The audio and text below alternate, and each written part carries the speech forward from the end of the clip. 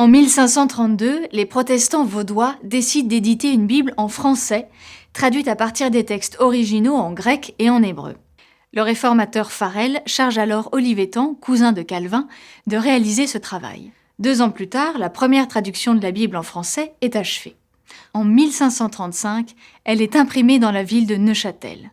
Aujourd'hui, les sociétés bibliques continuent de traduire la Bible à partir des textes originaux et les distribuent dans le monde entier. Nous sommes maintenant à la fin de ce parcours biblique. Prenons le temps de résumer ce que nous avons appris et envisageons nos prochaines étapes avec la Bible.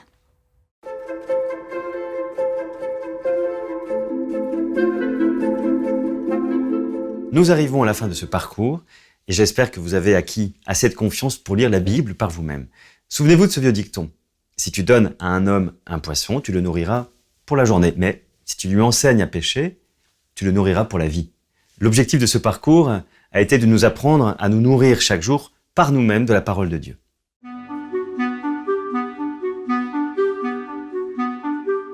Une des clés était d'avoir une vision d'ensemble de toute l'histoire biblique et de comprendre de quelle manière les différents éléments y prenaient leur place. Nous avons une ligne de temps qui nous sert de cadre dans lequel nous pouvons maintenant insérer tous les événements, livres et personnages importants. Alors pourquoi pas dessiner cette ligne de temps dans votre manuel ?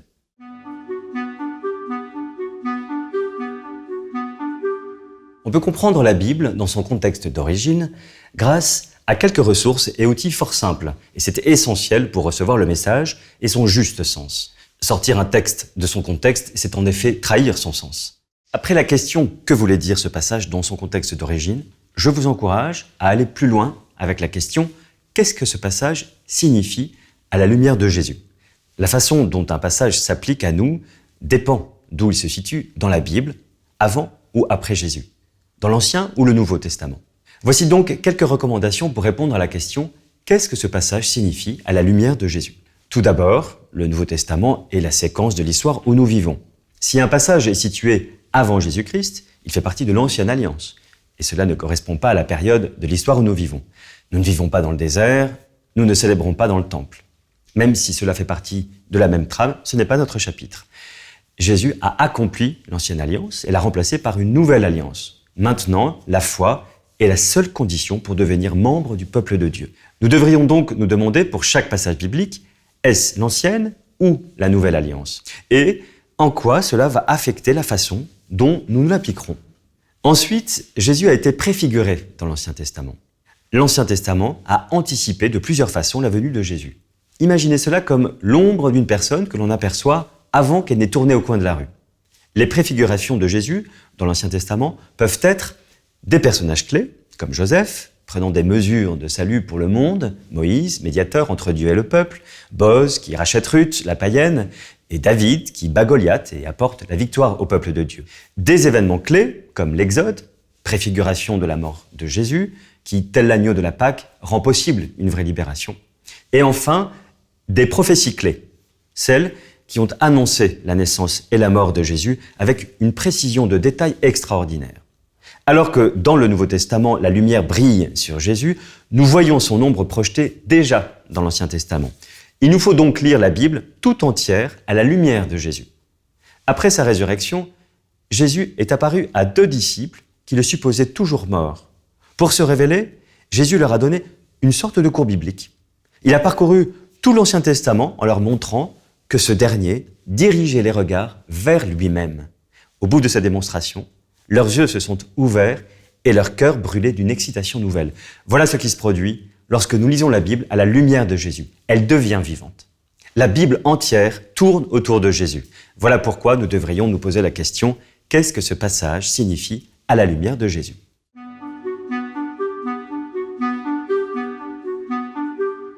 Pour finir, qu'est-ce que ce passage signifie pour ma vie aujourd'hui ? Jésus a raconté l'histoire de 2 bâtisseurs. Le premier a bâti une maison en un rien de temps, mais sur le sable. Quand la tempête est arrivée, elle s'est effondrée et a été balayée. L'autre l'a construite sur une roche solide. Sa maison a résisté à la tempête, elle est restée bien droite. Les 2 bâtisseurs avaient entendu l'enseignement de Jésus. La différence était qu'un seul l'avait appliqué à sa façon de vivre. Lire la Bible a pour but de l'appliquer à nos vies. Nous aurons alors des fondations solides comme le roc pour traverser les tempêtes de la vie. Une des lettres du Nouveau Testament, la lettre de Jacques, le dit ainsi. Mettez la parole de Dieu en pratique. Ne vous contentez pas de l'écouter. Car toute personne qui écoute la parole sans la mettre en pratique ressemble à quelqu'un qui se regarde dans un miroir et qui se voit tel qu'il est. Après s'être regardé, il s'éloigne et il oublie aussitôt comment il est. Se regarder dans un miroir et se voir décoiffé ne change rien, à moins de prendre une brosse pour y remédier. Quand nous lisons la Bible, elle nous montre des choses sur nous-mêmes que nous devrions changer. Agissons donc et changeons-les. Il peut être utile d'avoir un carnet à portée de main quand on lit la Bible. Vous pouvez y noter un verset qui vous parle, résumer ce que vous pensez que Dieu vous dit et vous questionner. Qu'est-ce que je fais de tout cela maintenant ? Le but est de transcrire les vérités de la Bible dans notre vie de tous les jours. Au fil de notre lecture de la Bible, souvenons-nous de ces 3 questions vitales. Que voulait dire ce passage dans son contexte d'origine ? Qu'est-ce qu'il signifie à la lumière de Jésus ? Que veut-il dire pour ma vie aujourd'hui ?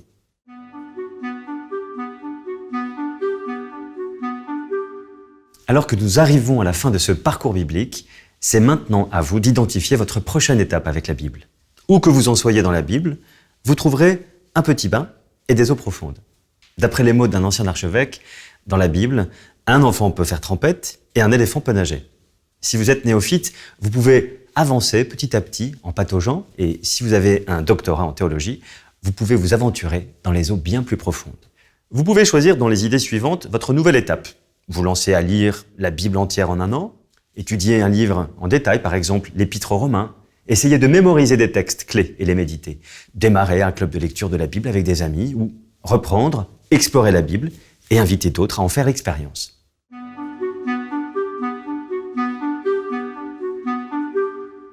Nous avons beaucoup de chance d'avoir accès si facilement à tant de ressources.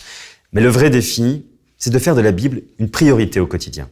En fait, il y a 2 façons d'envisager la vie.